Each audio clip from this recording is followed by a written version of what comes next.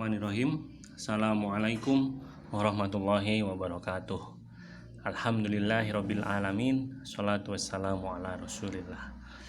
Baik, kita bertemu lagi di hari Sabtu ya, di pelajaran PKN IPS ya, IPS dan Bahasa Indonesia. Kali ini kita masuk ke pelajaran IPS, yaitu pelajaran sejarah. Jadi harusnya kita ini jamnya banyak ya, tapi sayang sekali dipangkas menjadi satu pekan sekali, yaitu PKN Bahasa Indonesia, sejarah, geografi, ekonomi, sosiologi itu jadikan satu. Tapi gak apa-apa, coba kita kejar ya, semoga antum bisa mudah memahaminya. Kalau tidak paham boleh bertanya langsung dengan mengetik di kolom komentar atau diulang-ulang videonya, karena ini dari modul yang sudah kita bagikan ya. Baik, kali ini kita telah beranjak ke unit 2 modul 1. Temanya tentang mencoba meramal masa depan. Wah, ini gak boleh nih kayaknya ya. Tapi coba kita dalami atau pelajari terlebih dahulu. Jadi kita tidak boleh menilai kulitnya saja atau dari judulnya saja. Tapi coba kita tabayun. Apa yang dijelaskan dari tema mencoba meramal masa depan kali ini? Baik, silahkan disimak, akan mualim bacakan. Masa depan yang paling dekat adalah hari setelah hari ini atau besok ya.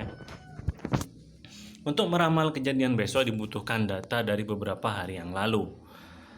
Anda mungkin pernah melihat data pergerakan harga saham, valuta asing, dan emas yang biasanya diramalkan nilainya setiap hari. Banyak orang menggunakan data suatu peristiwa yang sudah terjadi untuk meramalkan peristiwa serupa di masa depan. Misalnya, mengamati pertandingan sepak bola antar klub sepak bola dan meramalkan skor akhir atau kemenangan salah satu klub atau klub ya, berdasarkan data pertandingan yang telah dilalui klub yang akan bertanding. Laporan juga merupakan salah satu sumber data sejarah. Sebagaimana kita ketahui, sejarah kerajaan di Indonesia banyak didapatkan dari catatan perjalanan pelaut Cina. Selain laporan, foto atau gambar dan video juga sumber sejarah yang lain. Laporan hasil belajar juga merupakan salah satu sumber sejarah untuk mempelajari potensi belajar seseorang. Nah, ini penting ya. Jadi laporan hasil belajar itu berupa rapot. Itu merupakan salah satu sumber sejarah juga ya. Selain juga mempelajari potensi belajar, itu menjadikan sejarah pribadi antum ya, yang bisa dilihat anak cucu besok-besok. Jadi antum harus bisa mengukir sejarah dengan baik. Laporan belajar antum nilainya semua harus baik. Baik, kita lanjutkan. Anda tentu pernah melihat laporan hasil belajar Anda. Itu merupakan pencapaian belajar Anda di masa lalu. Pencapaian Anda di masa lalu bisa jadikan sebagai dasar untuk memperbaiki hasil belajar di masa depan. Menggunakan laporan hasil belajar, Anda dapat mengetahui mata pelajaran apa yang Anda kuasai dan mata pelajaran apa yang Anda perlu berusaha lebih keras untuk menguasainya. Kerinduan untuk memperbaiki masa kini atau masa depan dengan memperbaiki sejarah masa lalu dialami sebagai besar manusia. Maka Anda pernah mendengar pepatah, menyesal kemudian tiada berguna. Ini berarti kita sudah tidak dapat mengubah sesuatu yang sudah terjadi. Kerinduan untuk mengubah sejarah masa lalu juga disajikan dalam bentuk salah satunya serial kartun Doraemon. Robot masa depan yang datang ke masa kini dengan menggunakan mesin waktu untuk membantu kehidupan Nobita di masa kini agar di masa depan sejarah tentang Nobita berubah lebih baik. Agar dapat memudahkan mempelajari sejarah, para ahli menggunakan periodisasi dalam sejarah. Umumnya, satu periode memiliki kekasan tertentu. Periodisasi atau pembagian waktu untuk memudahkan dalam mempelajari sejarah yang disebut juga pembabakan dalam sejarah. Babak itu bagian ya, seperti Anda melihat pertandingan bola atau olahraga, ada babak 1, ada babak 2, babak final ya. Baik, kita lanjutkan. Setiap orang bisa membuat pembabakan menurut versinya sendiri. Demikian pula para ahli sejarah dapat membuat pembabakan sesuai dengan hasil kajiannya terhadap berbagai kita ubah slide-nya terlebih dahulu, terhadap berbagai peristiwa yang telah terjadi dan mengaitkannya dalam satu garis waktu.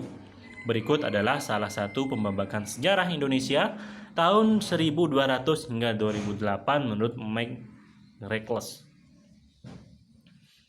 Di tahun 1200 yaitu akhirnya zaman modern. Terus 1630 hingga 1800 perjuangan merebut hegemoni ya. Terus pembentukan negara jajahan di tahun 1800 hingga 1910.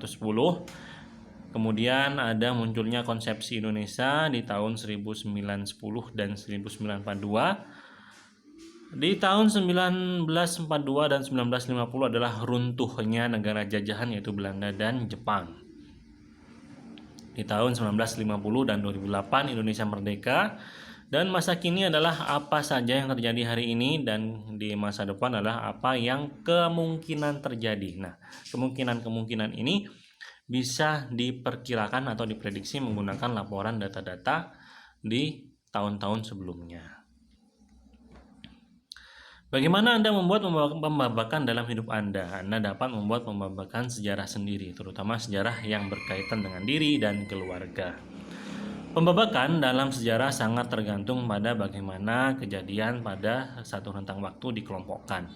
Misalnya masa Indonesia merdeka yaitu tahun 1945. Sampai saat ini, umumnya dibagi dalam 3 tahapan menurut sebagian besar ahli sejarah, yaitu masa Orde Lama, Orde Baru, dan Reformasi.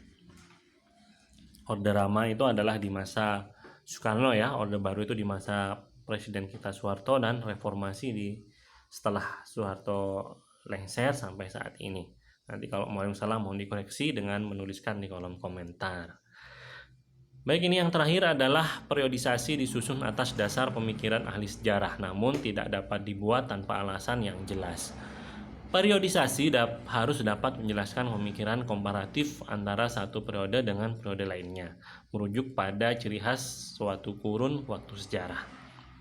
Ahli sejarah memberikan catatan khusus pada perubahan penting yang terjadi pada periode sejarah yang menjadi pembeda dengan periode sejarah sebelum atau sesudahnya.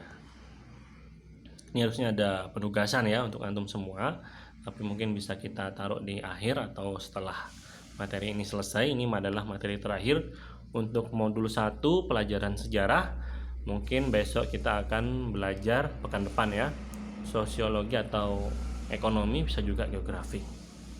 Baik, jika antum kurang paham silahkan bertanya di kolom komentar dan bisa mengulang-ulang kembali video ini ya. Sebenarnya ini sangat mudah ya, sangat ringkas materinya. Kemudian jangan lupa tuliskan absen di kolom komentar dengan mengetik nama, karena absen itu ada nilainya tersendiri. Tolong ingatkan teman-teman yang lainnya untuk menuliskan absen bagi yang belum ya, karena di pertemuan pekan lalu banyak sekali yang belum menuliskan nama untuk absen di kolom komentar. Baik, itu saja video pembelajaran kali ini. Mohon maaf yang sebesar-besarnya jika masih banyak kekurangan dan kesalahan dalam penjelasan video pembelajaran sejarah hari ini. Kita akhiri pertemuan kali ini dengan doa kafaratul majelis. Subhanakallahumma wa bihamdika asyhadu alla ilaha illa anta astaghfiruka wa atubu ilaik. Mohon pamit. Assalamualaikum warahmatullahi wabarakatuh.